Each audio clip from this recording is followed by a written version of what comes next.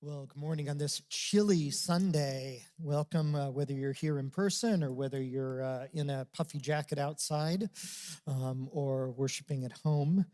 I mentioned a couple of weeks ago about a couple of our members who had passed away and promised that I would share update on memorial services. So I want to do that. Dennis Davies' service will be this coming Friday at 11 a.m. here at Glenkirk, and Parker Sutton, one of our elders, session members, will be on the following Friday, February 3rd, also at 11. And I also want to let you know, we do have an email notification list for deaths and for memorial services. And if you want to be on that list, just email info@glenkirkchurch.org and say you'd like to be on the notification list, and we'll add you to that listserv. And then we also have a little display over by the prayer room as well that we post memorial services. And so you can go by there as well. Henry Nouwen was a respected professor at Harvard University. He'd spent 19 years teaching at Ivy League schools, teaching the best and brightest. And after 19 years, he left the academic world to become a live-in chaplain for the developmentally disabled in Toronto, Canada. He exchanged working with the nation's best and brightest and elite young men and women to working with young adults who some couldn't speak, some had to wear diapers, some needed constant care. And it was a remarkable decision after getting a tenure track position at Harvard and spending nearly 20 years in Ivy League schools. And before his death in 1996, Nouwen wrote 39 different books on the spiritual life. In fact, I'm told that one of Glenkirk's retired pastors, Pastor Fulton Lytle, who retired in 2004, had a reputation of quoting Nouwen every time he spoke from the pulpit. And so I'm going to be like Pastor Fulton today, and I'm going to quote a lot from Henry Nouwen. In Nouwen's book, Reaching Out, he says that people's first experience of hospitality comes from their families, from their parents. He says that for parents, our children are our most important guests who enter our home, ask for careful attention, stay for a while, and then leave to follow their own way. Now, most parents and most kids don't think of their relationship this way in terms of hospitality and guests, but on average, children will only spend about a fourth of their lifetime with their parents. Some parents host their children well, some host their children terribly, most are somewhere in between. And we're in a series called Welcome to the Table, where we're looking at the theme of hospitality in the book of Luke. And today we're going to look at the story of a family. The hospitality that a father in this family shows for his two sons. And in this story about a family, we're going to find the hospitality of God, which is different than any kind of hospitality that we have ever experienced before in this life. And so I'm going to invite you, if you're able, would you stand with me for the reading of God's word from Luke chapter 15, verses 11 through 32. Jesus continued, "There was a man who had two sons. The younger one said to his father, 'Father, give me my share of the estate.' So the father divided the property between them. Not long after that, the younger son got together all he had, set out for a distant country, and there squandered his wealth in wild living. After he had spent everything, there was a severe famine in the whole country, and he began to be in need. So he went and hired himself out to a citizen of that country, who sent him to the fields to feed pigs. He longed to fill his stomach with the pods that the pigs were eating, but no one gave him anything. When he came to his senses, he said, 'How many of my father's hired servants have food to spare, and here I am starving to death?' I will set out and go back to my father and say to him, Father, I have sinned against heaven and against you. I am no longer worthy to be called your son. Make me like one of your hired servants. So he got up and went to his father. But while he was still a long way off, the father saw him and was filled with compassion for him. He ran to his son, threw his arms around him, and kissed him. The son said to him, Father, I have sinned against heaven and against you. I am no longer worthy to be called your son. But the father said to his servants, Quick, bring the best robe and put it on him. Put a ring on his finger and sandals on his feet. Bring the fattened calf and kill it. Let's have a feast and celebrate. For this son of mine was dead and is alive again. He was lost and is found. So they began to celebrate. Meanwhile, the older son was in the field. When he came near the house, he heard music and dancing. So he called one of the servants and asked him what was going on. Your brother has come, he replied, and your father has killed the fattened calf because he has him back safe and sound. The older brother became angry and refused to go in. So his father went out and pleaded with him. But he answered his father, Look, all these years I've been slaving for you and never obeyed your orders. Yet you never gave me even a young goat so I could celebrate with my friends. But when this son of yours, who has squandered your property with prostitutes, comes home, you kill the fattened calf for him. My son, the father said, you are always with me, and everything I have is yours. But we had to celebrate and be glad because this brother of yours was dead and is alive again. He was lost and is found. This is the word of the Lord. You can be seated. You've probably heard this story before. One of the most famous parables Jesus told, commonly called the parable of the prodigal son. This painting from 1668 by the Dutch artist Rembrandt is a vivid rendition of the homecoming in this story. In fact, Cindy and I have a print of this painting hanging in our house, and I also have a print hanging in my office. And it was actually Henry Nouwen's meditation on Rembrandt's painting on the screen and this story that we just read in Luke 15 that led him to his remarkable decision to leave Harvard and become a live-in chaplain. He wrote a book about his experience that I'll be quoting several times in today's message.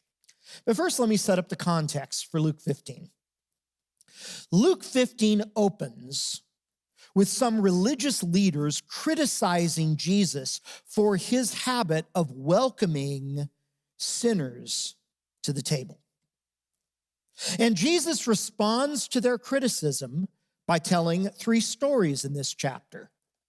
The parable of the lost sheep in verses 4 through 7, a parable about a lost coin in verses 8 through 10, and then this parable, this story we just read in verses 11 through 32. In each of these three stories, something valuable was lost, which is then found, and there is great joy because what was lost has been found. A shepherd with 100 sheep finds his one lost sheep. A woman with 10 silver coins finds her one lost coin. And a father with 2 sons finds his one lost son. And each parable follows a similar pattern, with the shepherd, the woman, and the father representing God and his hospitality, with the lost sheep, the lost coin, and the lost son representing the sinners who Jesus is welcoming to the table, and with the 99 sheep who weren't lost, the 9 coins that weren't lost, and the other son representing the religious leaders who were criticizing Jesus. This third story follows a movement. It starts with the younger son and then moves to the father and then moves to the older son. So let's begin with the younger son. We typically call the younger son the prodigal. Bible scholars estimate that the younger son would have been around 20 years old or so in this story. He goes to his father and he asks for his share of his father's inheritance early. Now, in ancient rural culture, it's hard to overstate just how outrageous and scandalous this request would have been back then. There's a Lebanese Bible scholar named Kenneth Bailey who spent 15 years traveling to rural villages from Morocco to India, from Turkey to the Sudan, going to little rural villages and asking them about this story. And after talking to hundreds of people in dozens of villages, Bailey says the conversation always went the same way. He would ask people, has anyone ever made such a request in your village? To which the answer is always never. And then he would ask, would anyone ever make such a request of their father? To which the answer was always never. And then he'd ask, what would happen if a son did make this request in your village? And the answer was always the same. The father would beat him. And then they would drive him out of town. And then Bailey would ask why, and the answer was always the same, because the son's request means that he wants his father to die. You see, this son wasn't merely asking for a cash advance. He was saying that he's tired of waiting for his father to die. Could he just get it over with? Any son who had the audacity to make such a request back then would be immediately pushed out of town and told to never return again. But unexpectedly, this father grants the son's request. And this is our first clue that the father in this story is unlike any other father. The father's response to the son's request is nearly as scandalous as the son's request. See, this is not a story about how to be a good parent. This is a story about the hospitality of God, the heart of God, a hospitality that is unlike anything that you or I have ever encountered. Upon receiving his inheritance, this younger son packs up and leaves for a distant country. And there he wastes all of his father's money on what Jesus calls wild living. And it doesn't take much imagination for us to picture what wild living looked like. And not surprisingly, the younger son loses everything. He wastes all of his father's wealth. He becomes destitute and desperate enough to care for a herd of pigs and to start to hunger for the food that the pigs were eating. And that's his moment of clarity. So he comes up with a plan to return home. He knows that he has forfeited any claim to sonship in his family. And so he concocts a scheme to present himself to his father as a hired hand, as a minimum wage employee. And so he comes up with a speech, and you can picture him rehearsing his speech over and over again as he makes the long journey back home. And this is where the story shifts from the focus on the younger son to the father. Now, again, people who heard Jesus tell this story would have already been shocked by the father's response to the son's initial request. They would have viewed the father as a fool for giving the son his inheritance early. But now their shock is going to grow even more. While the son is still a long way off, Jesus says, the father sees him, has compassion on him, and he runs to the edge of the village to meet him. Now, back then, it was considered humiliating for an older man to run. The older you were as a man and the more respect and prestige you had in a community, the slower you walked. It was part of your dignity. And so the father humiliates himself by running to the edge of the village. That Lebanese scholar, Kenneth Bailey, says that the father is fully aware of how his son will be treated when he returns in humiliation to the village. And so what the father does, says Bailey, can best be understood as a series of dramatic actions calculated to protect the boy from the hostility of the village. The son begins his well-rehearsed speech as the father throws his arms around him and kisses him as he's wearing his dirty, sweaty, torn, and tattered clothing. And the father interrupts the speech and calls for a community-wide celebration.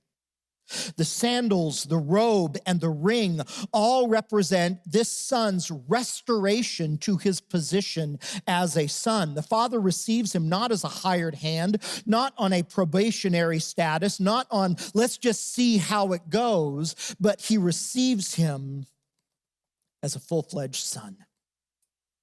A son who had been dead, who is alive again. And by killing the fattened calf, an animal reserved for community-wide celebrations for the entire village, the father is treating the son's homecoming like a wedding reception that the entire village will be expected to come to. Everyone in the village will be expected to attend this family's celebration as they witness this father who publicly humiliated himself welcome back a son who did the unforgivable. From starvation to satiation, from desperation to delight, this lost son is back at his father's table. From pig food to the fattened calf, he is sitting once again at the table of his father's hospitality. And then the focus shifts to the older son. The older son is a son who never left home.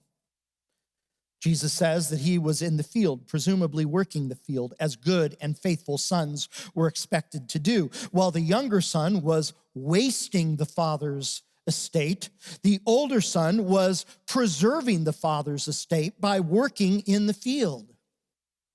And as the older son nears the house, he can hear the sound of music and dancing. And so he asks one of the servants, what's going on? And he's told that his younger brother has come home and his father has thrown a celebration. And the older son gets angry.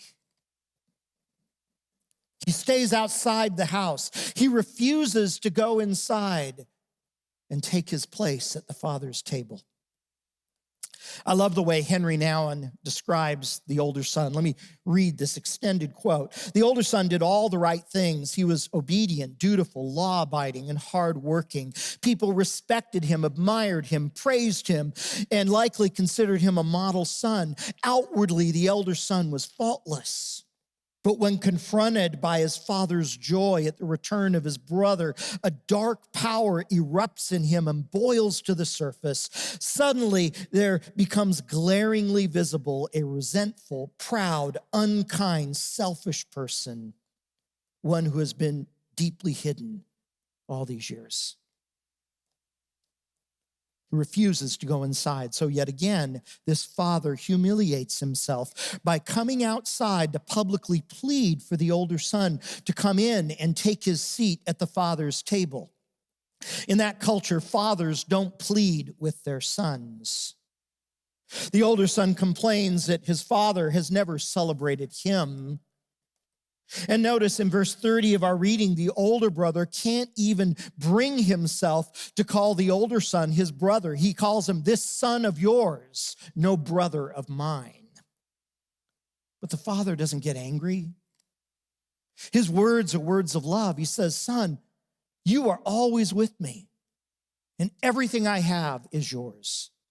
See, this is not a story about a good son and a bad son.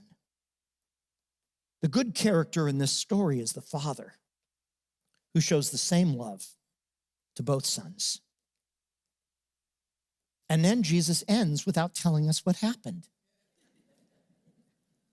We're left hanging with the younger son back at the father's table, wearing the ring and the sandals and the robe of a son, and the older son outside, angry, resentful, refusing to come in. And it raises a very important question, that if the first parable was about a lost sheep, and the second parable was about a lost coin, and the third parable is about a lost son, which son is the lost son in this story? The younger one who left but came home and is now seated at the father's table, Or the older son who never left but refuses to take his seat at the Father's table? Is it the shady sinners Jesus is welcoming to his table, or is it the religious leaders who are criticizing Jesus for who he shares a table with? And the question just hangs there. Now, we could spend weeks on this story. One of my mentors, pastor mentors, is a pastor named Daryl Johnson. For years was at First Pres Glendale. He's been in ministry 50 years, and he told me that he teaches from this story once every year. There's so much we learn about the heart of God and the hospitality of God. But let me limit myself to just 3 observations from this story. Here's the first one. God's hospitality does not manipulate us. God's hospitality does not manipulate or coerce us or force us. Both sons depart from the Father's table. The older son leaves in dramatic fashion, burning the bridge as he leaves.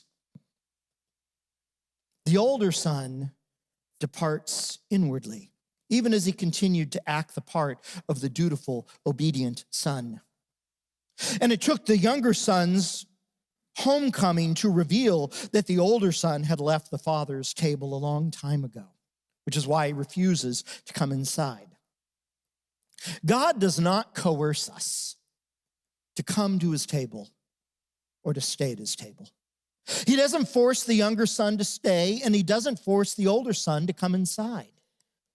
Sometimes people in Reformed churches, like Glenkirk is, like to talk about things like election and predestination. And these are important biblical topics. But whenever our explanation of these doctrines leads us to believe in a God who coerces people, who forces people, we can be sure that somewhere along the way we've taken a wrong turn. As we saw last week, true hospitality is a work of love, and love does not manipulate or coerce. When I was a student at Chaffey College, I had a friend named Paul, and Paul fell in love with another student that was part of our little Christian group, and after dating for a couple of months, she broke up with him. And Paul was devastated because he was convinced that she was the one that God had for her, that they were supposed to spend the rest of their lives together. And so Paul wouldn't take no for an answer. He kept pestering her and writing her and bothering her. After a while, he started parking his car outside of her house, what we call stalking her. And he only stopped after several of us in our little Christian group confronted him. That real love doesn't coerce. Real love, whether it's human love or God's love, has to be freely offered and freely received. This last Monday night, Cindy and I hung out with my 26-year-old son. I called him and invited him to go climbing with me and Cindy and his stepsister and her boyfriend and a couple of people that I climb with from Glenkirk once a week. Well, the same day I called to invite him to go climbing with us, his brothers called him to see if he wanted to go camping in Joshua Tree in a couple of weeks. And he later told me that all these family members contacting him on the same day made him a little suspicious. And he told me, he said, I wondered, are you guys planning an intervention on me or something?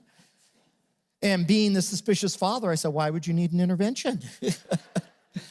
And he laughed and he said, maybe because I climb rocks too much. I don't know. And I told him, I said, you're 26 years old. You have a full-time job. You're self-supporting. You can climb as many rocks as you want. The truth was we just wanted to spend time with him. There's no hidden agenda. Love doesn't coerce or manipulate. God's hospitality does not manipulate us. Secondly, God's hospitality welcomes the lost home. It welcomes the lost home. Sometimes in this story, I identify with the younger son, and maybe some of you do as well.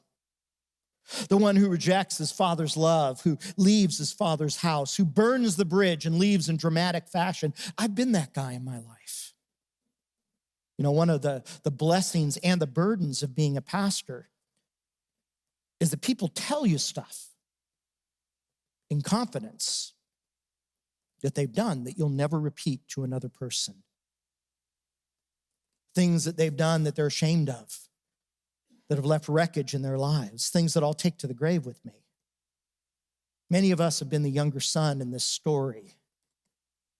And the good news for those who identify with the younger son in this story is that God's hospitality welcomes the lost home. It doesn't matter how lost you are, how far you've gone, how long you've been away, God's hospitality extends to you. I think of a guy named Vincent Furnier. You've probably never heard of Vincent Furnier, but if you're my age, you might know him by his stage name, Alice Cooper. Famous rock musician. Vincent was raised in a Christian home. Both his dad and his grandfather were pastors. But as a young man, Vincent became the prodigal. He walked away from his faith and from the Father's hospitality. And as a successful rock musician, he developed a reputation for doing crazy things on stage, like having a guillotine and fake blood and his pet python killer. And over time, like many people in the music industry, he became addicted to drugs and alcohol, far from the table of God's hospitality, but not so far that God's hospitality couldn't reach him. And eventually he came back to his faith. And if Alice Cooper can come back to his Father's love and be welcomed to the table, anybody can. God's hospitality welcomes the lost home. And then finally, we see in this story, God's hospitality calls us to celebrate God's welcome. Calls us to celebrate the welcome of God. Far too often, the longer we're Christians, the more we're like the older son in this story. Obedient and observant, dutiful and diligent, keeping the rules, being responsible. But underneath is a simmering resentment that God's grace isn't fair. Nouwen says that the lostness of the resentful saint is hard to reach because it's so closely connected with our desire to be good. But the older son in this story is just as lost as his younger brother. The older son needs the father's hospitality just as much as his younger brother does. In fact, the story ends, it's the older son who's outside, not at the father's table, while the younger son is inside, seated at the father's table. This is such a powerful story. In some ways, it encapsulates the entire Christian message in one story. Reminds us that God's hospitality does not manipulate us. And therefore, we shouldn't in our hospitality. It reminds us that God welcomes the lost to his table and calls us to celebrate that welcome. When Henry Nouwen was contemplating his decision to leave Harvard, he had the opportunity to see Rembrandt's painting in person at the Hermitage Museum in St. Petersburg, Florida. And someone arranged for him to spend several hours in the museum with his Bible open to this passage, looking at the painting. And he says that as he did, at first, all he could think about was the younger son and how much like the younger son he was. But as the minutes turned to hours, that shifted, and he began to identify with the elder son in the story. But then he sensed God speaking to him. The goal of the Christian life is to become more and more like the Father in the story. To reflect the generosity of a God who refuses to control us, who welcomes the lost home, and who calls us to celebrate that welcome. And that's what clinched his decision. If we're going to be a church that lives out our value of inviting everyone to join in the journey, it will be because we are like the Father in this story. Because we have embraced and experienced and learned to embody the hospitality of God. Let's pray. Father, thank you for this famous story, Lord, of this family of this Father who is unlike any father that we've ever encountered. A Father whose heart of generosity is big enough for those of us who are like the younger son and those of us who are like the elder son and everything in between. Lord, you are unique, one of a kind. Your hospitality is so different from the conditional, performance-driven, legalistic ways that we try to find acceptance. Lord, may we be a church that glorifies you, that magnifies you, that calls attention to your hospitality, and that reflects it. We pray these things in Christ's name. Amen.